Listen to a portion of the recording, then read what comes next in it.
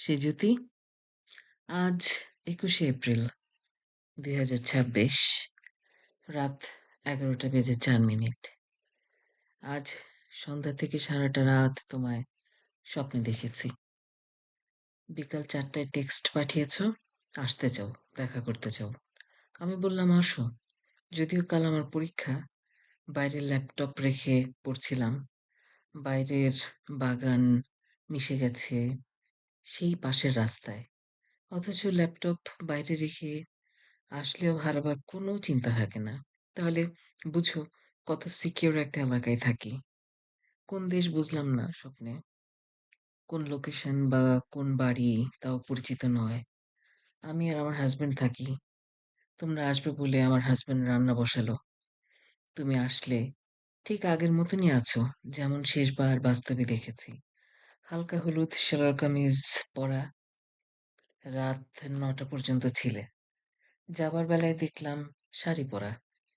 যাবার আগে আলিঙ্গন করলাম যখন, মনে হলো তোমার হৃদয়ের স্পন্দনও আমি অনুভব করেছি। স্বপ্নে কি এতটা বাস্তব হয়? কত কথা যে হলো সারাটা বিকেল, সন্ধ্যা, রাত। বিদেশে বাবা মা, পরিবার ছেড়ে থাকার যে একাকিত্ব, তা আমিও বুঝি বলেই হয়তোবা তোমাকে বিদায়ের সময় তা বেশি অনুভব করেছি। তখন মনে হয় দেশের রাস্তার জ্যামই বোধহয় বেশি ভালো, যেখানে জীবনের গতি থেমে থাকে কিন্তু নির্জনতা তো থাকে না। সবাইকে নিয়ে বেঁচে থাকা সেখানে। এই ছিমছাম, নিরিবিলি, একাকী বিদেশ যাপন যেন আমাদের জন্য নয়। ছবির মতন শহরে আমরা যেন ভীষণ একা। একাই তো, প্রথম থেকে বলি। সন্ধ্যার আগের মুহূর্তে বিকেলটা একটু নরম হয়ে এসেছে। আমি ল্যাপটপ খুলে সাবজেক্ট দেখে কাল আমার পরীক্ষা, আর আজ কিনা প্রথম বই খুলছি। কিছুই বুঝি না। একটা রিভিশন দিলেও লাভ নেই। অনেকটা মাইক্রোওয়েভ ইঞ্জিনিয়ারিং ধাঁচের কিছু। প্রস্তুতি নিতে বেশ সময় লাগবে। বানিয়ে লেখার মতো তেমন সুযোগ নেই। এভাবে যখন আমি দিশেহারা, তখনই তোমার টেক্সট। তারপর তোমার আগমন। অনেকদিন পর সামনাসামনি পেয়ে কি যে আনন্দ! তখন সন্ধ্যা নামেনি। মানে তুমি কাছাকাছি কোথাও থাকো, তাই তুমি এসেছো। জানতে পেরে যে আমিও তোমার কাছে থাকি। তারপর শুরু হলো কথা। তোমার হাসব্যান্ডকে ছবিতে যেমন দেখেছি, তার থেকে একটু ডার্ক কমপ্লেকশন উনি। স্বপ্নে দেখলাম। তুমি তো আগের মতনই আছো। কথা শুধু একটা বিষয় নিয়ে বারবার হয়েছে, আর তা হলো বিদেশে। তোমার বিদেশের মতন হতে হবে। বিদেশে থাকতে হলে তোমাকে বিদেশের মতন হতে হবে। বিদেশ তোমার মতন হবে না। এখানকার বাসস্থান তোমার ঘর ভাবতে হবে।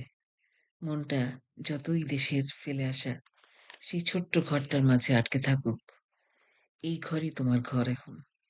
এই বিদেশের এই একাকী ঘর। তবুও বলিনি যে দেশে ফিরে যাও। স্বপ্নে তো বলতে পারতাম। কেন বলিনি? জানি না। হয়তোবা সংসার জীবনে প্রবেশ করেছ তাই। বলেছি বিদেশ এমনই। অথচ বিদেশ, দেশ বাদ দিয়ে সমগ্র জীবনের দিকে যদি তাকাও, এই পুরো জার্নিটাই, জীবনের এই জার্নিটাই একটা এক্সপেরিয়েন্স মাত্র। সবই হলো গ্রাফিক এক্সপেরিয়েন্স। সুতরাং সিরিয়াসলি দুঃখ কষ্টকে অনুভব করার কোনো দরকার নেই। যেমন চলছে চলুক। যদিও মন এসব কথা মানে না। আর তাই এত কষ্টকর হয়ে যায় এই জীবনটা। এই holographic রিয়ালিটির মাঝে যখন স্বপ্নে এসে ভিড় করে, সে তো একটু স্বস্তি দিবে। তখন সে উঠে আরো মজার। মায়ার মাঝে মায়া। যেমন খুশি সেভাবেই ভাবা যায়। আর ভাবলে তো স্বপ্নে তা ঘটেও যায়। কিন্তু তারপরও আমি স্বপ্নের মাঝে ভাবতে পারিনি যে কালকের পরীক্ষার প্রস্তুতি আমার শেষ হয়েছে। বরঞ্চ ভেবেছি তোমার বিদায়ের ক্ষণে আমার সাথে সবাই আছে। বোধহয় সেইজন্যই পাশে তাকিয়ে দেখি আমার বাবা-মা দাঁড়ানো। তুমি চলে যাবার মুহূর্তে তারাও বিদায় জানাচ্ছেন। আমার ছোট ভাইও ওখানে। উনারা সব বিদেশে এলো কোথা থেকে? উনারা তো বিদেশে থাকেন না। বিশেষ করে আমার বাবা-মাকে বেশ ইয়ংগার লুকিং দেখে আমি তো অবাক। আর তুমি বললে, "ম্যাডাম, আমি উনাদের আঙ্কেল আন্টি বলি?" আমি খুব হেসে বললাম, "অবশ্যই।" তাদের উপস্থিতি, তোমার থাকা, সব মিলিয়ে এত আনন্দ আমি কখনো পাইনি। আবার যেহেতু তোমার বসবাস একই শহরে বলে মনে হচ্ছিল, সেজন্য ভালোও লাগছিল। কিন্তু দেশটা ইউএসএ এর কোনো কোথাও হবে। হতে পারে আমার ফেলে আসা সেই পুরনো ফ্লোরিডা। কারণ বিকেলটা আমার বাংলাদেশের বিকেলের মতো। আবহাওয়া একদম দেশের মতো। শুধু সারা পাড়া জুড়ে কোনো মানুষজন নেই, রাস্তা ফাঁকা। মাঝামাঝি ২-১ টা গাড়ি যায়। বাইরে পড়ে থাকা ল্যাপটপ হারাবার ভয় নেই। তাই তোমরা যখন চলে গেলে, কি জানি কি মনে হলো ল্যাপটপ ঘরের ভেতর নিয়ে আসলাম। আসলে তখন সন্ধ্যা হয়ে গেছিল। সন্ধ্যা পেরিয়ে রাত হয়ে গিয়েছিল। কিন্তু অ্যাডাপ্টার, তার সবকিছু বাইরেই পড়ে আছে। ভাবলাম বৃষ্টি আসে যদি তাই বাসার ভেতর নিয়ে আসা। টাউন হাউস ধরনের একতলা বাসা আমার। দরজা খুললেই বিশাল ড্রয়িং রুম, পাশে ডাইনিং, পিছনে বেডরুম। আজকাল দিনের সাদা বাল্ব যেগুলো আছে পুরোনো কালের মতো না। সেই ধরনের সাদা বাল্ব ওখানে জ্বলছিল না। ওই পুরোনো কালের ওই হলদে আলোর বাল্বগুলো জ্বলছিল বাসার ভেতর। খুব একটা উজ্জ্বল আলো নয়। তবে আমার রিডিং টেবিল বাইরেই পড়ে আছে। আমি এবার পড়ায় মনোযোগ দেব। তোমরা মাত্র চলে গেছো। এই রাতটুকুই আছে। ৯টা থেকে ভোর ৫টা। তারপর পরীক্ষার সেন্টারে যেতে হবে। যেখানে কিনা সাবজেক্ট ম্যাটারই আমি জানি না।